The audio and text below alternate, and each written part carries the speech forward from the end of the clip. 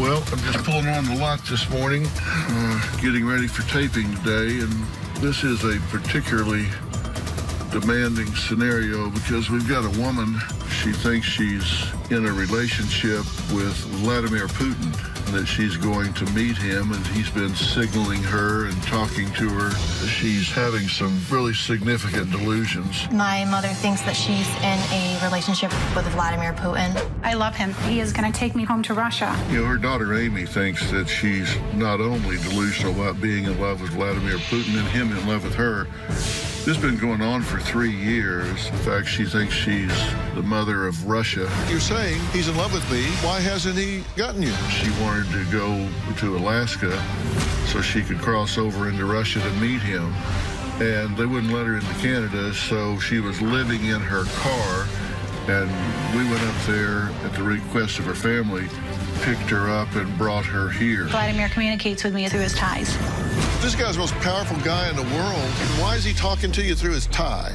It is delusional. The question is why and how can we get this woman back with her feet on the ground? Just put it this way, it's going to be an uphill battle this morning. Today's going to be a changing day in your life. You've never had anybody working harder to bring you to the threshold of change than right now. You might be wondering why I'm standing here in a completely empty studio. Well, it's because my guest today, Jennifer, is dealing with what I and her family believe to be a serious and potentially life-threatening mental illness. If I'm going to help her, I need her to be 100% focused on me. Every guest we have on Dr. Phil, in addition to seeking personal guidance, is a teaching tool. The question for you at home is, how do you know when unusual thinking and behavior has crossed the line from perhaps a passing disturbance or an idiosyncrasy to a mental illness requiring professional intervention? Jennifer's children believe she has crossed that line. They say they first noticed something was seriously wrong with her thinking when she revealed she was engaged to marry Russian President Vladimir Putin. In fact, Jennifer says when she saw this picture of the Russian leader, she knew that she was destined to marry him and become the Queen of Russia. I treat all of my guests with dignity and respect, including those who may have debilitating mental illnesses, however outlandish their expressed beliefs. In addition to helping Jennifer, my hope is that I can respectfully raise awareness about this type of thought disorder, whatever the diagnosis, by educating you at home on how to recognize it when you see it.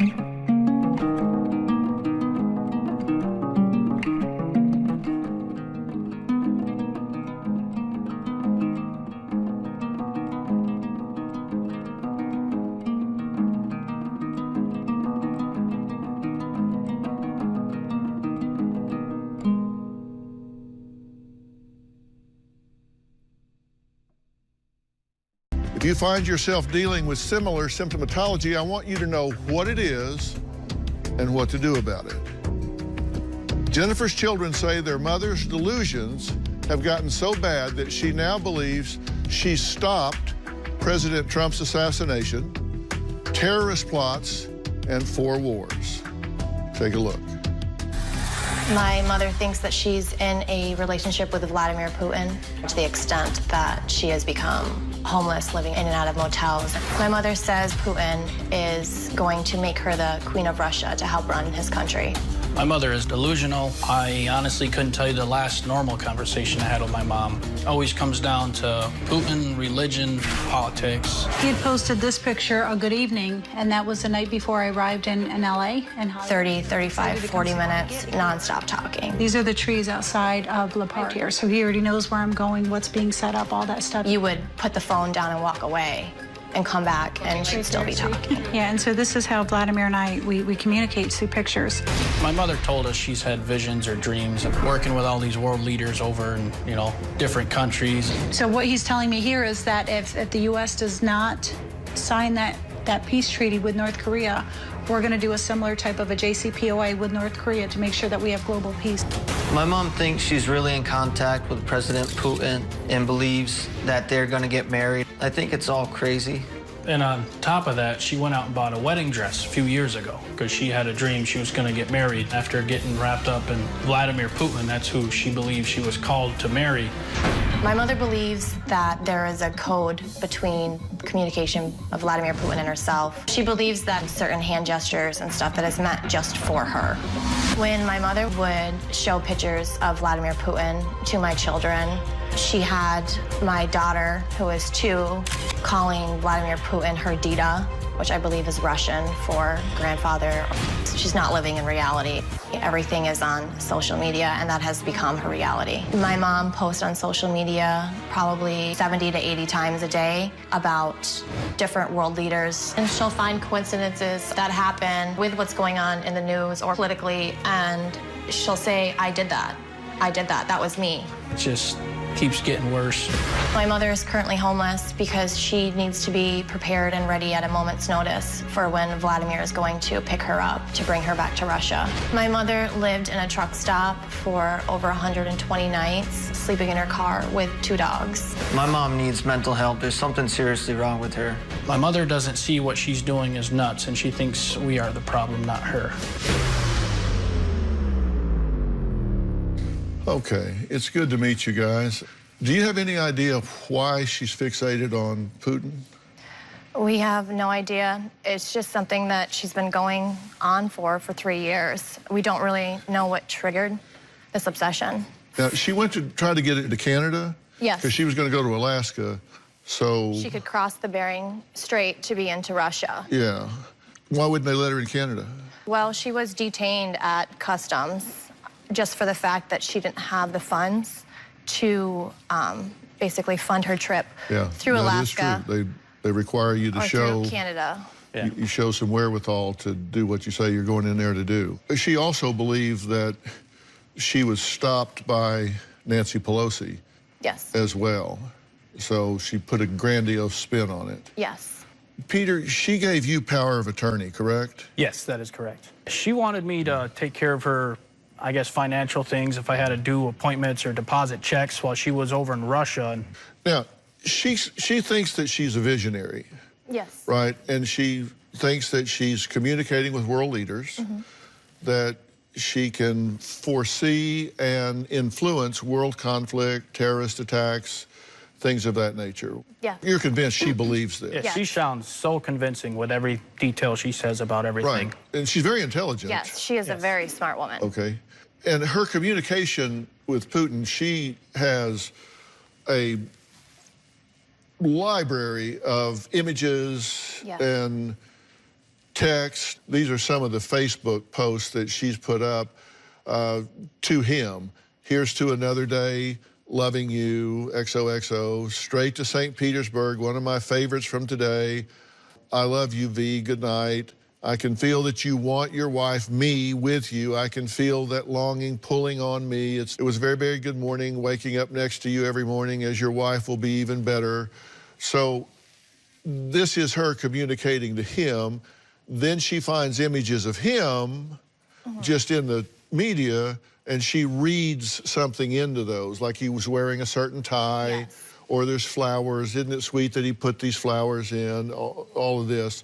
And that's her reading him, communicating back to her. There's a code. Yes. Yes, no matter what picture she'll see of him, she'll find a way to correlate it to Find her. something in there that's a secret message. Yeah. All right, well, we need to meet her.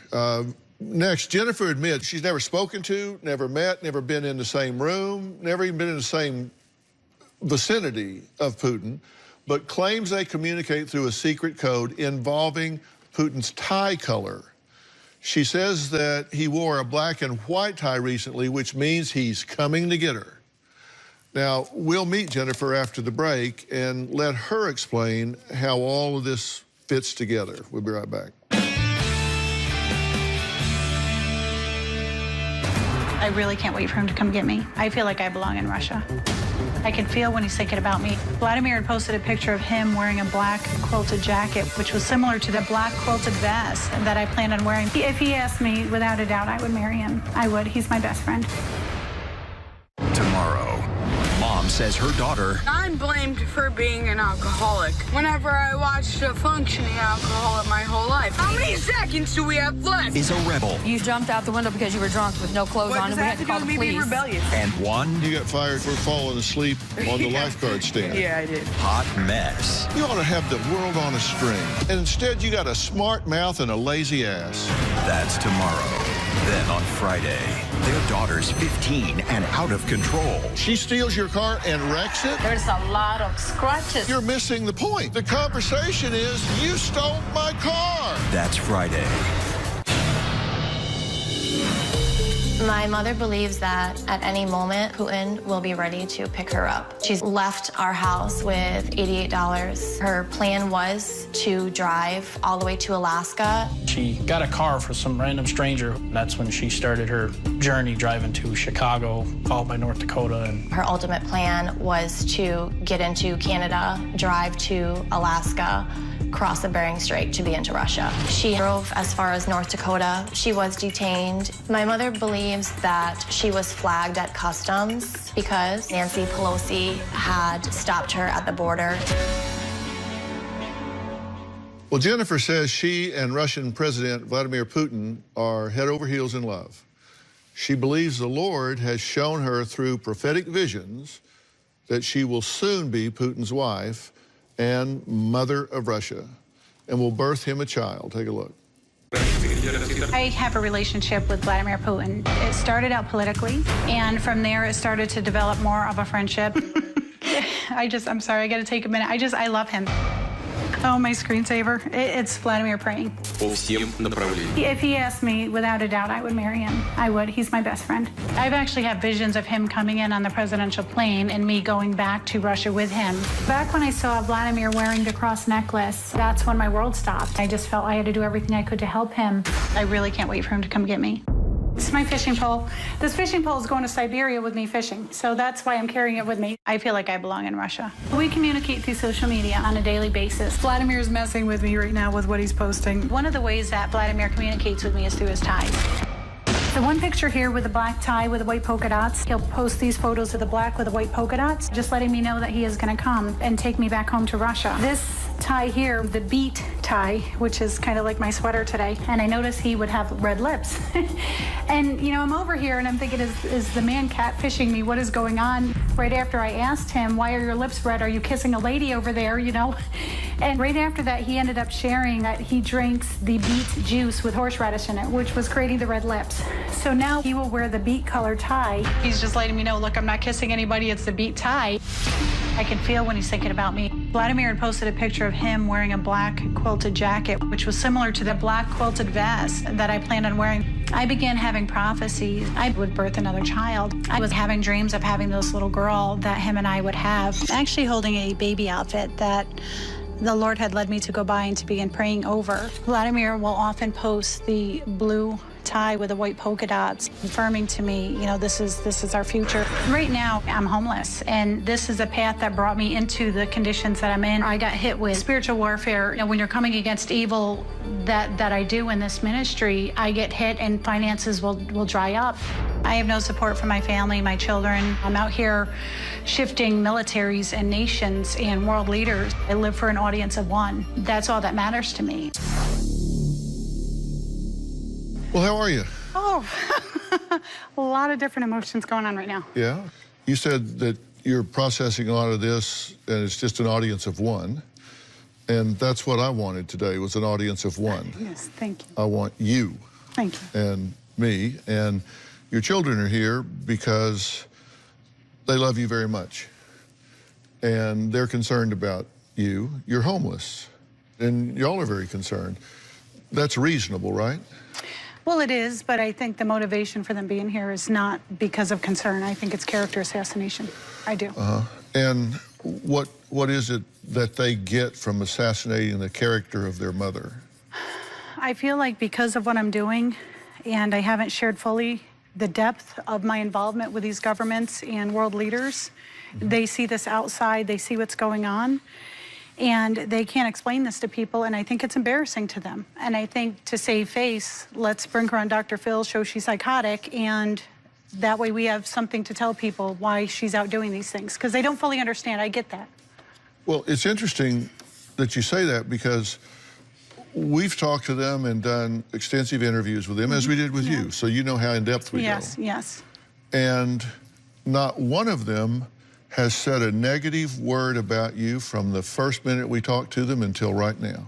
Unless it's just a facade, because they do that. I mean, it's been something that they do, whether it's with family or through text messages. I mean, I gave the text messages she sent that she thought I was psychotic and needed help, and all of them think I need help. What if you do? I would take it. I said, do a full psychiatric evaluation on me. You want chemical, hormonal, full eval. I'm willing to take that. Jennifer believes one of her Facebook followers is President Donald Trump. She believes she has influenced a number of his decisions, including his firing of James Comey and his pursuit of peace with North Korea. I want to ask her about those things, but I've got a fundamental base question I want to start with when we come back.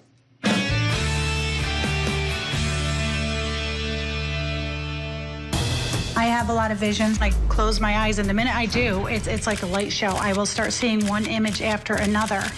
I'll post stuff out there, and it's shifting these leaders to have meetings and conversations. I influenced the meeting with President Trump and Chairman Kim Jong-un.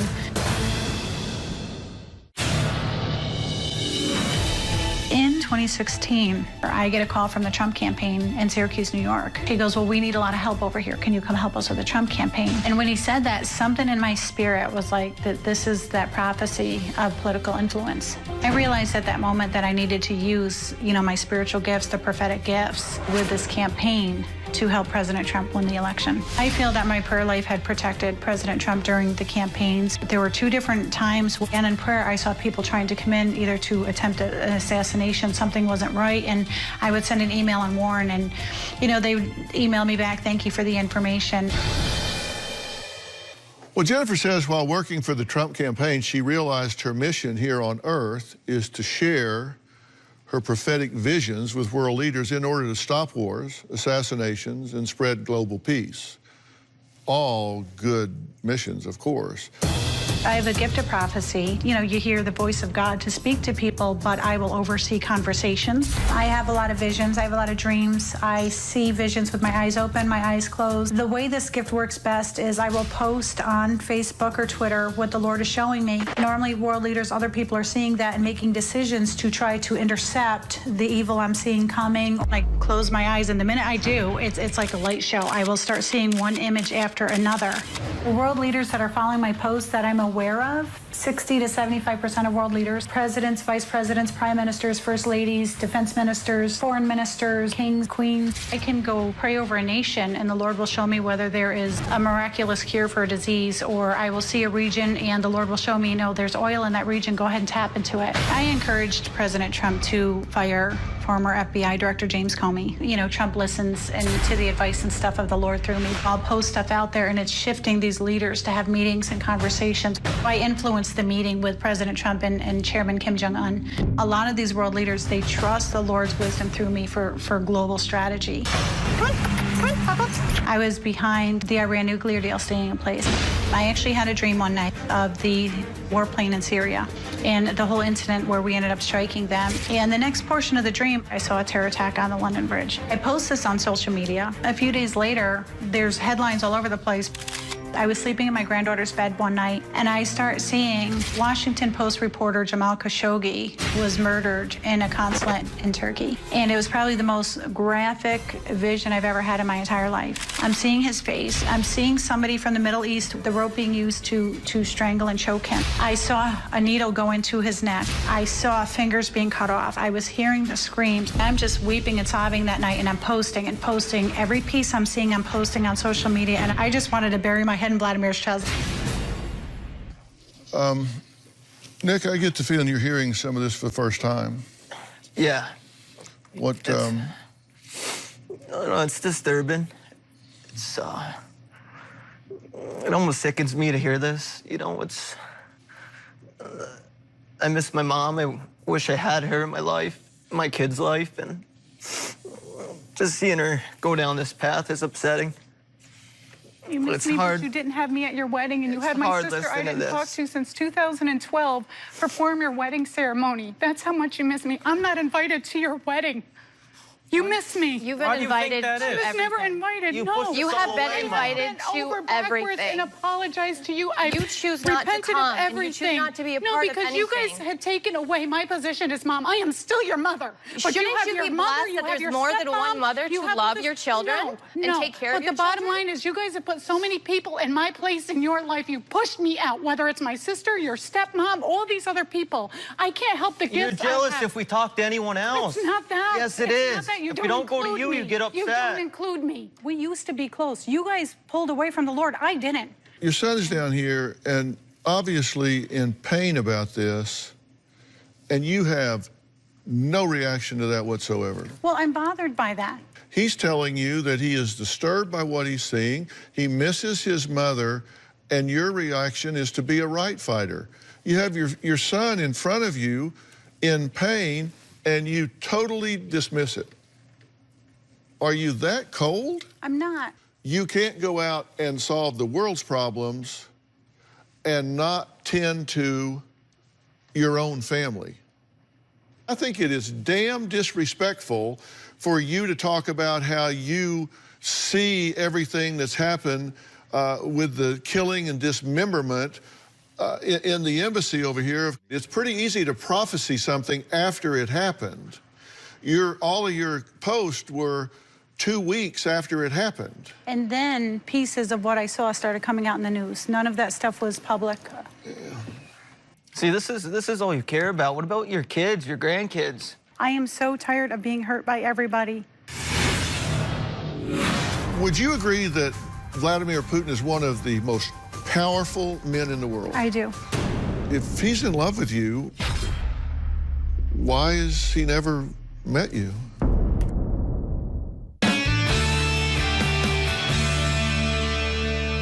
Would you agree that Vladimir Putin is one of the most powerful men in the world? I do. He's worth several $100 billion. He sits atop one of the most powerful nuclear arsenals in the world. So if he's in love with you, why has he never met you? Well, and I've questioned that. I think why is he, if this guy's the most powerful guy in the world, why can't he meet you? Why? It's not like he can't afford to come see you. It's not like he can't get to you. So if that's true, then why is he talking to you through his tie? Why isn't he coming over and saying, hey, come on, let's go? Well, maybe you should have him on the show and ask him. Seriously, because I think a lot of it has to do with political and timing of stuff. Listen, you're not exactly a political hot potato. I feel like you're chasing this and... Well, let her answer the question. If one of the most powerful men in the world is in love with you, why hasn't he come and gotten you? I do believe, well, there is some issues going on. in the beginning with some things, and I think that... No, don't talk to me about euphemisms and some things and powerful issues. He's the most powerful man in the world. He makes his own rules. Why hasn't he come and seen you? That I have no idea. I can't answer for him. The reason you can't answer it is because you can't make sense out of nonsense. Right? You're saying, he's in love with me. You've never met him. You've never talked to him. You've had no direct communication with him. This is one-sided. This is you to him, not him to you. If he wanted to talk to you, he would talk to you. If he wanted to get to you, he would get to you. True? Yes. I mean, come on, logic. No, logic, I know. So... Well, and I've questioned that. I've questioned, is this all about political stuff? What is this? I've really questioned. It's not about political stuff. You are not politically relevant. That you would say that, but I mean, there's evidence that there is relevance. There's evidence and proof of the stuff I'm doing. So you're telling me that you're so powerful that Vladimir Putin can't afford to get around you? I'm not saying that. I'm saying now, that... Come on, even you know that's grandiose and egotistical. No, I'm saying that with me and my prayer life, with the stuff that I expose and show, and Vladimir, he's obedient. He'll get on stuff the minute the Lord shows me something, whether it's hauling out gold. I mean, I exposed where there was a uranium mine in Siberia. Him and China are digging it out right now. No, you didn't. No, you didn't. If he wanted to meet you, he would meet you. True? True. Next, Amy's fiance, Corey, says the entire family is enabling Jennifer, enabling her to believe things that are not true by giving her thousands of dollars so she can pretend to be a political influencer and in a relationship with Putin. My core base question was, if the most powerful man in that whole region of the world, one of the most 2 or 3 powerful men in the world, wanted to meet her, why hasn't he? We're going to add Corey to this conversation after the break.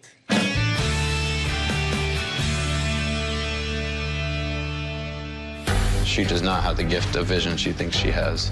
Amy, Peter, and Nick have confronted her numerous times. And there was a lot of enabling going on in the family, with helping her out with money. I believe she's a scam artist. Having the strong prophetic mantle that I do, when people have been intimate, and I have this thing, I started recognizing it with my teenage daughters. And if they had a boyfriend, like I would look at them and it was almost like I would see their boyfriend's face morph into theirs and then go back out again. And I began wondering, like, why am I seeing that? And then the Lord revealed to me they'd been sexually intimate. Amy's fiance, Corey, says it's time to stop enabling Jennifer and allowing her to live in what he believes is a fantasy. Corey says enough is enough, and until Jennifer seeks mental help... Oh, from Corey. It's time for the family to step back. Take a look. I don't agree with the way that Jennifer's living her life. She needs help. She's selfish. Well, a few years back, she'd get some money, and she'd go get her nails done, her hair done, when the kids needed food, needed stuff for the house. She lives in a fantasy land, thinking she sees visions that are going to come true, thinking she's with somebody she's not. Yeah, Jen speaks of Vladimir Putin every hour. She does not have the gift of vision she thinks she has. When I met Jen 12 years ago, she seemed to be stable. Jen spiraled out of control after her 3rd marriage. Amy, Peter, and Nick have confronted her numerous times, and she thinks she doesn't have a problem. She thinks she's completely normal. And there was a lot of enabling going on in the family, with helping her out with money. I believe she's a scam artist, but just doesn't tell anybody. And she just thinks it's God working through her. I feel like Amy and her brother should cut Jen off. When Jennifer came to live with us, I knew it wasn't going to be good. I didn't want Jennifer to move in, but it is Amy's mom, so I wanted to be supportive. Jennifer living with us put a lot of strain on our relationship. Just spiraled down from there. We had no privacy. We were financially responsible for her, and I didn't like that. Jennifer would use my son's phone for social media to talk to Vladimir. I hated it. She used to screenshot pictures of Vladimir Putin on my son's phone. Nobody is taking any initiative to say, Mom needs help. I feel if she stays the same and doesn't seek help, something bad will happen to her. Thank you for joining us. You're the one that emailed. Yes. Because you want help here. I've just had enough. I don't agree with everything that's going on. I'm not her son. I'm with Amy and Peter and Nick, and I just thought it was time to do something to try to help her out. Yeah. And do you think this is kind of over everybody's head? I thought you'd be the only one that might be able to help out. You say that everybody's enabling me. I took you guys in and helped counsel to keep you guys together a while ago. You admit that. And I helped with that. And we appreciated that. You know, but the bottom line is, what about with Bane? You know, I had a dream right before he was born, and the Lord had me praying for 2 days straight for him. He was born dead for 4 minutes, but yeah, I don't see or hear from God. He had me praying for that baby to live. And no thanks, Mom, none of that stuff. I hear you talking about you solved this, and you fixed that, and you prophesy this, and you resolve this. And it's all about you. And all the Christians I know give all the glory to God, but you give all the glory to you. Well, not the case. I think I'm looking for validation from them with the gifts, because they're always minimizing and trying to, like, suppress and knock down what I'm doing. I'm tired of being hurt. I'm tired of being hurt. And you never hurt us? We're tired of you making us choose between you and everyone else in the family. Everyone else in the family that has been cruel and doing things that I just pull away from, and you guys want to choose that, that's fine, that's your life. You've isolated yourself from the whole entire family, not just your children, but your whole entire family. Well, she says that you stole her youngest son away. You took away his childhood, and you know that. That was my child in my home, okay? It's time to have a serious conversation about what I think's really going on here. We'll talk about that after the break.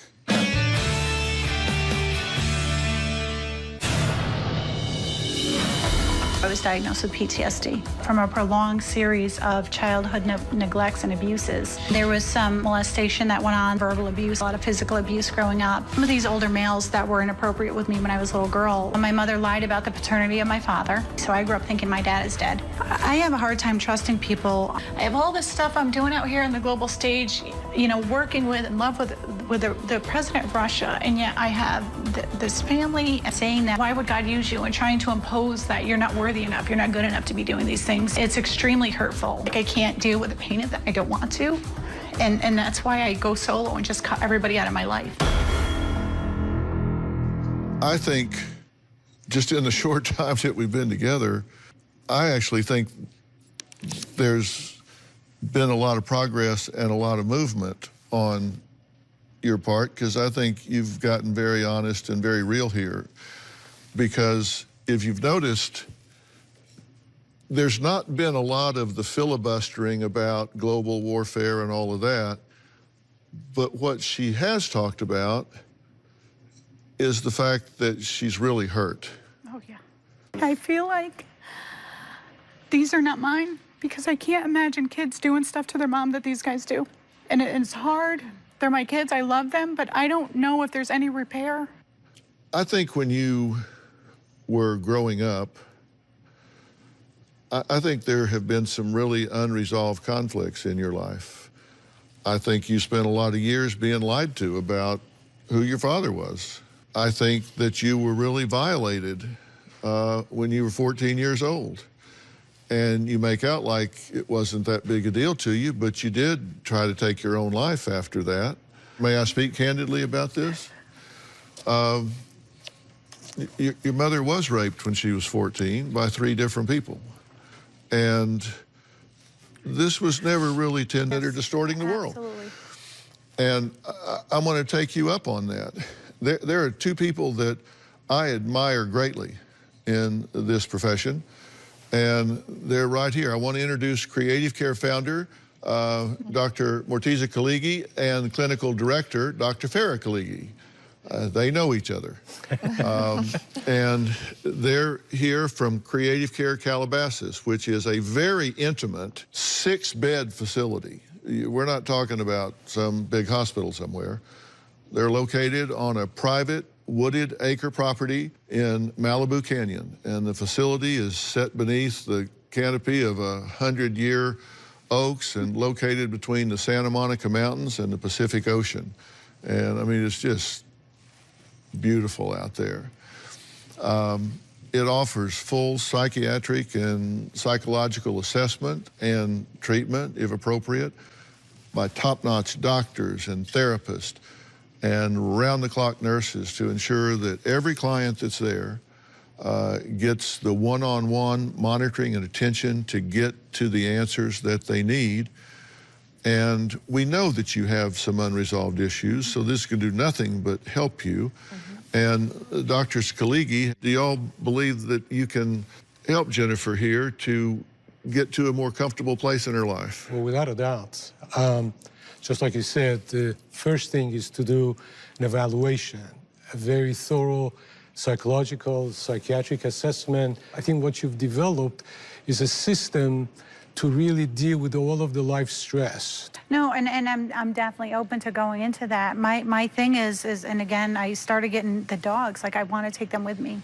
We'll work that out, and you'll be able to see your dogs. That's not an issue. You said you would. You're either going to, or you're gonna go back on your word and not do it. No, I will go. I want to thank all of my guests today, and a special thanks to Creative Care founder. Thank you so much, Dr. Kaligi, and clinical director, Dr. Farah Kaligi. Thank you so much, you guys, for being here. For more information about today's show, log on to drphil.com. You can follow me on Facebook, Instagram, Twitter, and speaking of Twitter, check out what Dr. Phil superfan Zach wrote. I have an unhealthy obsession with Dr. Phil. Well, watch Dr. Phil, maybe I'll tell you how to get over that. I read all your comments on Facebook and Twitter, so keep them coming. I appreciate it. We'll see you next time.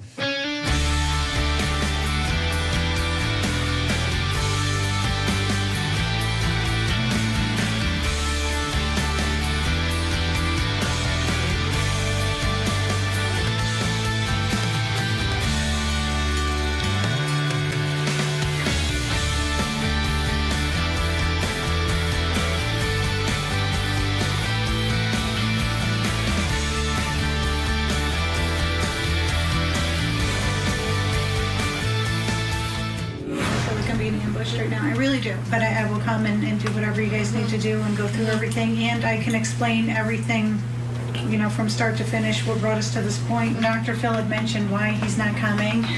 I've questioned that in the back of my mind, and like I said, I'm wondering if, and I've always wondered if I'm in prayer and I see like gold in a nation, he's on a plane, he goes to get it. I mean, it's not coincidence. And so you have all these things, so it's like, am I being used for my gift, or what is going on with that?